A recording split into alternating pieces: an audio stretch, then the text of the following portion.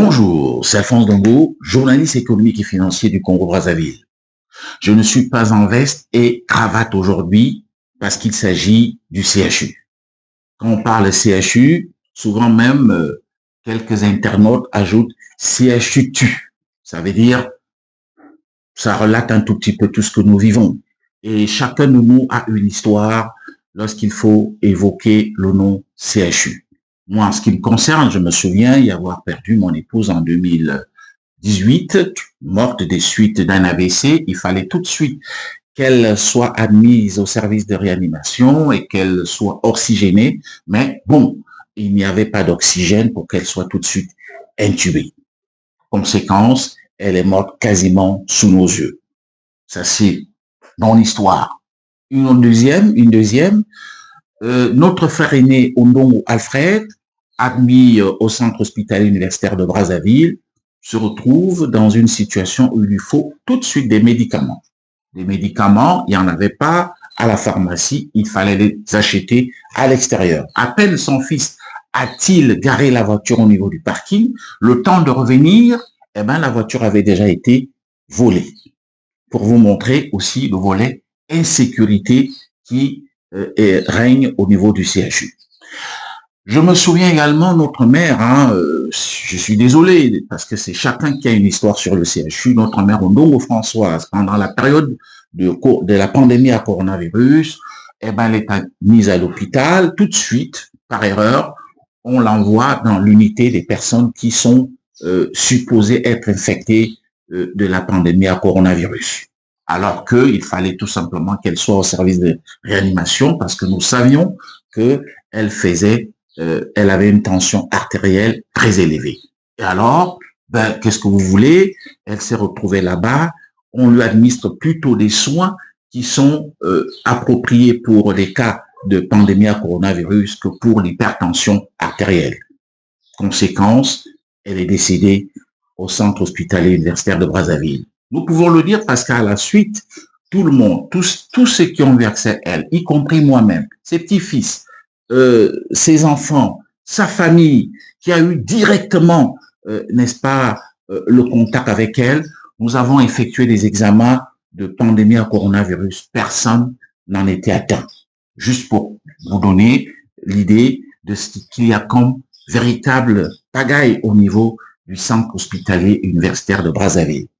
Il faut d'abord noter une chose, c'est que avant, c'était l'hôpital général de Brazzaville construit en 1957. On peut dire donc à l'époque de l'Afrique équatoriale française, moi je n'étais pas encore né, c'est ce qui a été donc transformé en 1985 en centre hospitalier universitaire de Brazzaville à la faveur du plan quinquennal que nous avons connu dans les années 80. Mais seulement, ces bâtiments sont vétustes, ils datent de l'époque coloniale, il y a eu certes quelques rajouts lorsqu'on a créé le CHU, et puis il n'y a plus de grands investissements dans ce centre hospitalier universitaire de Brazzaville, je vous rappelle, qui est l'unique centre de référence dans tout le Congo-Brazzaville. Et c'est vrai que le gouvernement vient à arracher il y a quelque temps un crédit de 120 milliards de francs CFA auprès de la Banque de développement des États de l'Afrique centrale. Nous y reviendrons parce que nous n'avons peut-être pas senti de manière consistante que vraiment les équipements étaient en train de se mettre en place. Quelques équipements, oui, l'IREM, oui, les appareils de radiologie, oui, mais on ne sent pas vraiment une véritable mutation. Et alors, ce centre est tellement important pour tout le monde, puisque c'est le centre de référence, il faut bien qu'on en parle. Je tiens à rappeler à certaines personnes, notamment au niveau du CHU, qui ont vu ou qui ont certainement lu dans ma démarche comme quelqu'un qui était téléguidé, comme quelqu'un qui en voulait certainement, pourquoi pas au directeur général. Je tiens à les rassurer qu'il n'en est absolument rien. Il s'agit d'une démarche du journaliste que je suis, mais du journaliste qui a déjà vu ses parents, ses proches mourir dans ce centre hospitalier et universitaire de Brazzaville. Normal qu'on essaye, pourquoi pas, d'en savoir davantage. et c'est pourquoi je m'y suis rendu. Donc, franchement, de ma part, il n'y a aucune animosité à l'égard ou de la direction générale ou quiconque que ce soit. Alphonse Dongo ne travaille pas pour des gens afin de nuire à d'autres. Il s'agit tout simplement d'une enquête journalistique. Alors, partons au niveau des chiffres. Je vais vous étonner en vous disant que le centre hospitalier universitaire de Brazzaville souffre d'abord des problèmes structurels. Comment est-ce qu'un centre comme celui-là compte 2200 travailleurs? Oui, vous allez me dire, mais Alphonse, c'est une très bonne chose parce qu'il faudrait qu'un hôpital ait en quantité le personnel. Mais seulement, je vais vous surprendre en vous disant que sur les 2200 travailleurs que compte le CHU, les 3/4 relèvent de l'administration. C'est-à-dire que ce sont des administratifs, les 3/4. Tandis que 1/4, c'est le personnel soignant. Qui dit personnel soignant, vous avez dedans des aides-soignants, des infirmiers, des médecins, des professeurs. Il se pose donc déjà un réel problème. Et cet hôpital reçoit, s'il vous plaît, 29 milliards. Ça tourne, le budget du CHU tourne autour de 29 milliards de francs CFA. 29 milliards représente donc, si vous voulez, la subvention de l'État. La subvention de l'État, donc, qui équivaut à 92% de tout le budget, n'est-ce pas, du CHU. Et dans les 92%, vous avez, s'il vous plaît, 70% de ces 92 qui sont réservés à la subvention. 70%, c'est pour supporter les charges d'exploitation de l'hôpital. Qui dit charge d'exploitation de l'hôpital, ça veut dire que dans les 70%, vous avez là-dedans les évacuations sanitaires, vous avez là-dedans les salaires des travailleurs qui représentent 19 milliards par an. On peut dire que c'est un peu plus de 1 milliard et poussière par mois. Vous avez là aussi dedans un chapitre qui est réservé à ce qu'on appelle les différents, c'est-à-dire rappels et différents à l'intérieur. Donc, vous voyez donc déjà que l'essentiel du budget du CHU, qui est subventionné par l'État, parce que c'est l'État qui paye, il faut le reconnaître, les travailleurs du CHU, au titre de la subvention, il y a donc déjà 70% de la subvention accordée par l'État qui rentre dans ce qu'on appelle les charges d'exploitation de l'hôpital. Mais seulement, le même État, il faut le reconnaître, le même État ne supporte pas de manière substantielle ses propres engagements. Il est bien vrai que le Congo traverse une situation financière très difficile et que tous les secteurs de l'économie sont impactés par cette crise, et notamment donc le secteur de la santé. Mais seulement, il faut reconnaître que la santé constitue quand même une priorité des priorités, si je peux m'en tenir aux déclarations des gouvernants, mais aussi en jetant un coup d'œil sur le programme de société du président de la République. Alors, pourquoi est-ce que la santé peut être le parent pauvre? Je vais vous faire une confidence, et ça, le directeur général, vous allez le suivre dans l'interview qu'il nous a accordée. Nous lui avons posé clairement la question, à quoi servent les subventions que vous recevez de l'État congolais? Enfin, c'était une question piège parce que nous, on avait déjà préalablement pris des informations au niveau de nos réseaux, au niveau de nos bonnes sources, pour savoir que le CHU ne reçoit plus de subventions, a reçu une seule subvention de 1 milliard 800 millions de francs CFA en 2024, c'est-à-dire que la subvention est trimestrielle. Donc, sur les 4 trimestres de l'année 2024, il n'y a eu qu'une seule subvention versée par l'État de 1 milliard 800 millions de francs CFA. Et au cours de cette année, depuis le début de cette année 2025, il n'y en a eu aucune. C'est vrai, le professeur, je peux comprendre, c'est ça aussi le problème avec les administrations dans notre pays ou les administrateurs, il n'a pas voulu s'ouvrir pour nous dire que il y avait cette situation d'impayés des subventions de l'État. Mais je vous donne l'information qu'il n'y a eu qu'une seule subvention. Alors, dans un hôpital comme celui-là, avec ce que je viens de vous donner comme élément, comment est-ce qu'on peut faire vivre un hôpital si l'État, qui est le propriétaire lui-même de l'hôpital, qui donc doit subventionner son hôpital en tenant compte du budget qui est voté de 29 milliards de francs CFA, qui donc doit verser au CHU une subvention qui va dans les 1 milliard 800 millions de francs CFA par trimestre, ne le fait pas. Il se pose un problème. L'hôpital, il faut le reconnaître, est donc pour moi comme un peu abandonné. Abandonné, il faut le reconnaître. On peut s'en rendre compte, hein, je me rends compte que c'est pas une situation qui date d'aujourd'hui. Certainement qu'on peut repartir avant la période de conférence nationale souveraine de 91, mais je veux m'en tenir, par exemple, depuis le retour aux affaires du président Denis Sassou Nguesso, j'ai vu que les mêmes problèmes structurels se posent. On a connu le premier directeur général, paix à son âme, période post-conflit, c'était Jean Lunana Kouta. Et puis, il y a eu un deuxième directeur, Ignace Gakala, les mêmes problèmes, il y avait les mêmes ronronnements.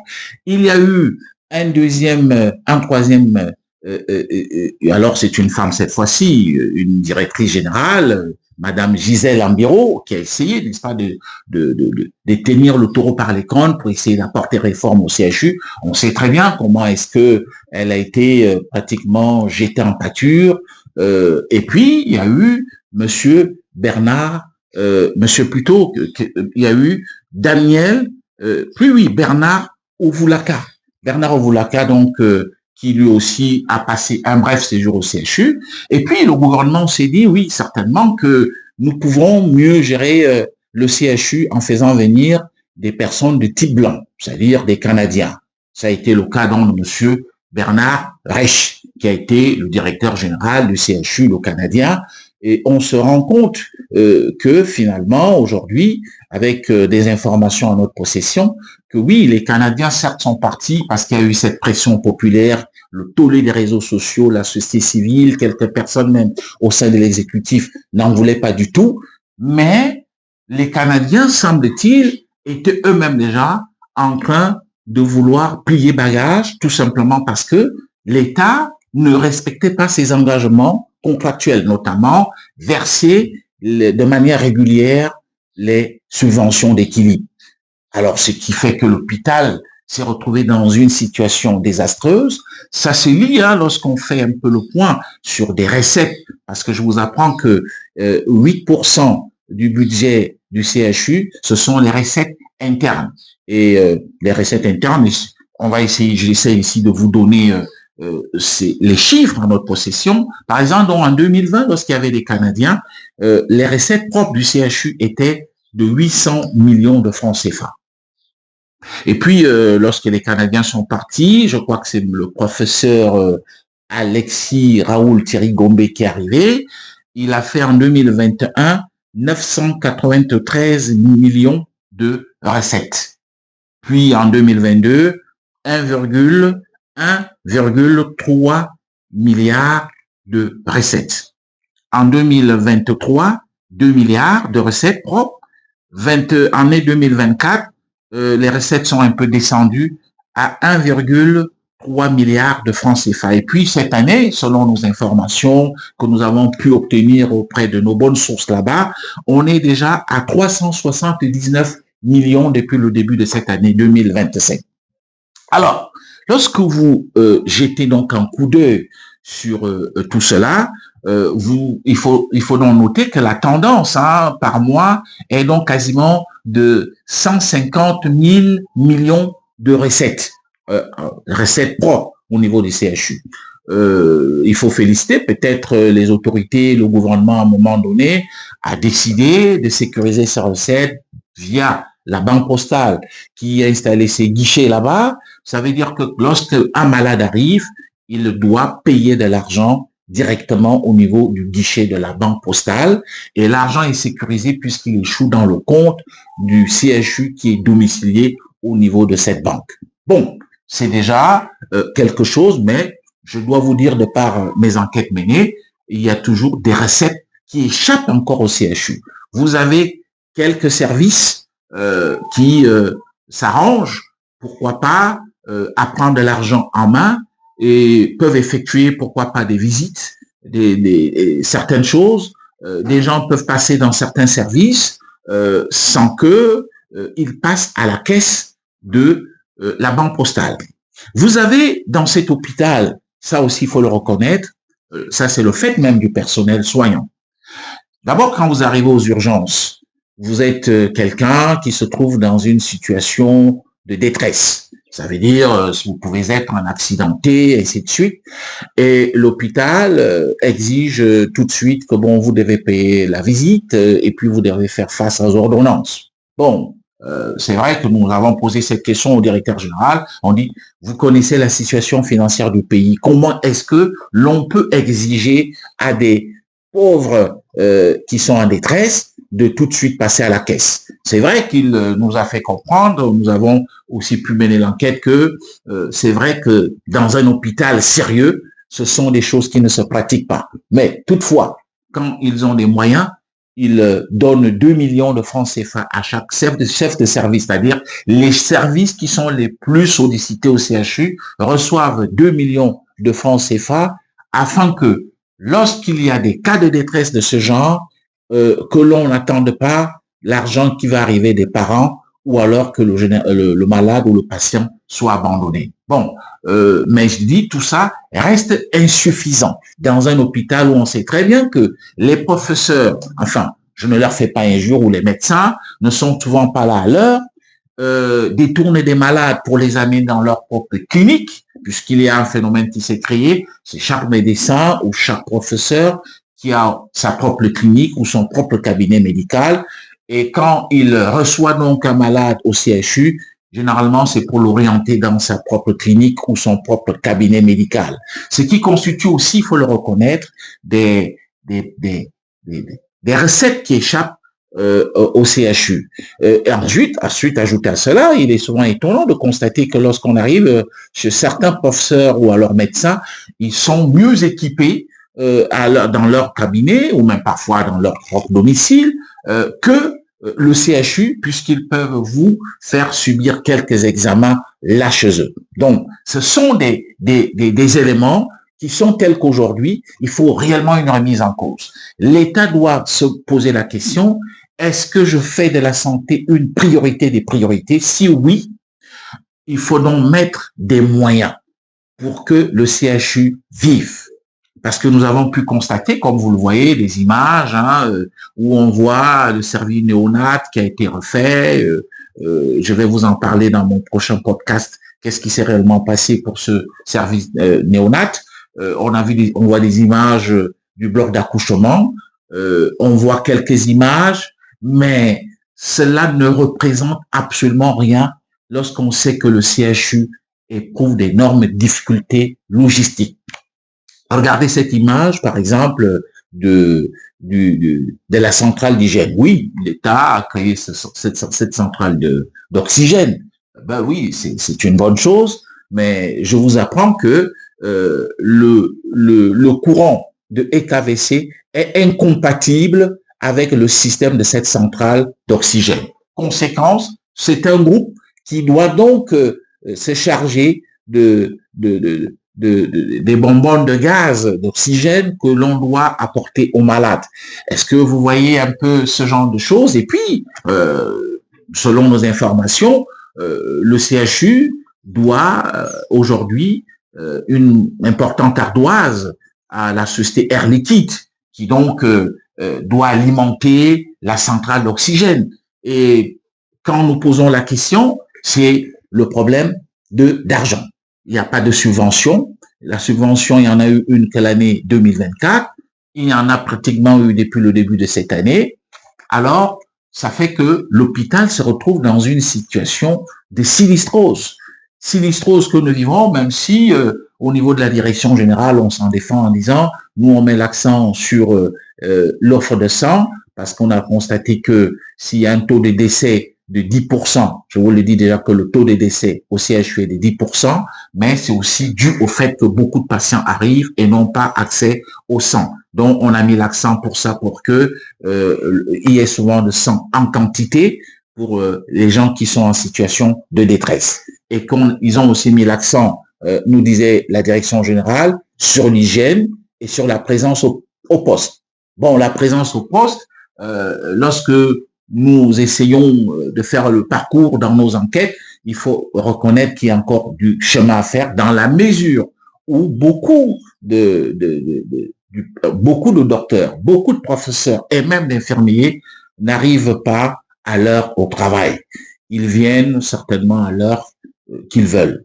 Et cela dégrade davantage la qualité du CHU en termes de prise en charge. Vous avez l'hygiène, on a essayé de regarder. Oui, on a vu quand même que on essaie de mettre des serpillères, on essaie de nettoyer, on essaie de désherber, mais le but d'un hôpital, ce n'est vraiment pas à ce niveau. Le but d'un hôpital, c'est que l'on ait le minimum de cas de décès. C'est des soins qui sont administrés aux patients, soit des soins de qualité, que le service d'accueil, où nous sommes partis justement en ce qui concerne le service d'accueil, d'urgence, comme on dit, le service des urgences, que les gens soient professionnels dans ce service. Semble-t-il qu'il n'y en a que 3 qui sont vraiment des urgentistes. Bon, le reste, c'est des gens qui sont formés là sur place, avec parfois leur façon à eux de recevoir les patients. Et je dois avouer qu'un hôpital comme le CHU devrait quand même avoir un service d'urgentistes, des gens bien formés, qui sont en éveil 24/24, parce que c'est vraiment le front office, on peut dire, de l'hôpital lorsqu'il y a des cas de détresse. Et ce sont des choses qui font que je me demande, est-ce que l'État veut vraiment lui-même assurer un service de qualité et de santé de qualité aux populations lorsque il manque d'argent, lorsqu'il manque de tout, lorsque c'est vrai qu'on a constaté que bon, il y a quand même quelques services de sécurité maintenant, il y a un service de sécurité au CHU, mais personnel insuffisant. Moi, j'ai pu constater au cours de mon enquête qu'il y a des gens qui vendent des médicaments, c'est-à-dire des vendeurs ambulants qui sont en complicité avec quelques agents du CHU qui donc peuvent proposer tout de suite des médicaments à des patients qui sont internés. C'est quand même assez terrible. Vous savez très bien que en matière de pharmacie, je suis pas expert, mais on sait bien qu'il y a des médicaments qui doivent être tenus au frais ou qui ne doivent pas être exposés au soleil. Et la manière dont ça se passe, des médicaments qui sont vendus par des ambulants, ça peut même perdre le principe actif de certains médicaments. Ce sont des choses que nous avons vécues au CHU. Oui, on peut dire que peut-être par rapport il y a quelques années, il y a un peu de sécurité, mais je dis, c'est encore quantité négligeable au regard de ce que le CHU doit présenter comme réelle image. L'image d'un centre hospitalier et universitaire de référence, l'image d'un centre qui doit rassurer tous les malades qui arrivent, l'image d'un centre qui doit réduire à une portion congrue le nombre de décès, parce que je vous l'ai dit tantôt que c'est 10% des décès, ce qui est trop. L'image d'un centre hospitalier et universitaire qui emploie 2200 personnes, dont 3/4 assis dans des bureaux à ne rien faire, tandis qu'il n'y a qu'un quart seulement comme personnel soignant. L'image aussi d'un centre hospitalier universitaire où on sait très bien que les gens pratiquent ce qu'on appelle des fausses évacuations pour justement ponctionner le budget de l'hôpital. Ce sont des choses dont nous avons pris connaissance, c'est-à-dire on monte des faux dossiers d'évacuation, des professeurs de cet hôpital le font et ces dossiers arrivent au niveau du cabinet, sont validés, arrivent au trésor, l'argent sort, ces gens ne sont pas des évacués sanitaires. On peut faire semblant, on peut faire des mises en scène et les gens qui le font, nous avons vraiment de la peine, parfois même aller au-delà de nos enquêtes parce que c'est souvent gênant lorsque on l'apprend de la part des médecins ou des professeurs assermentés qui sont dans ce genre de trafic. Donc, il y a quand même tout un travail à faire, un réel travail, Et le vrai travail doit être fait par l'État. L'État qui doit donc refaire son centre hospitalier universitaire pour que on y administre aux patients des soins de qualité. Je reviendrai dans le deuxième podcast ce que je pense, parce qu'il ne s'agit pas seulement de tirer à boulet rouge sur le management, sur l'État, sur l'hôpital lui-même et le personnel. On va essayer d'explorer quelques pistes de solutions et c'est ce que je vais vous proposer dans le deuxième podcast que je vous prie de suivre ce jeudi à partir de 9h, heure de Brazzaville. Alphonse Ndongo, journaliste économique et financier du Congo-Brazzaville. Abonnez-vous, partagez pour être toujours informé sur tout ce qui a trait aux informations économiques et financières. À bientôt.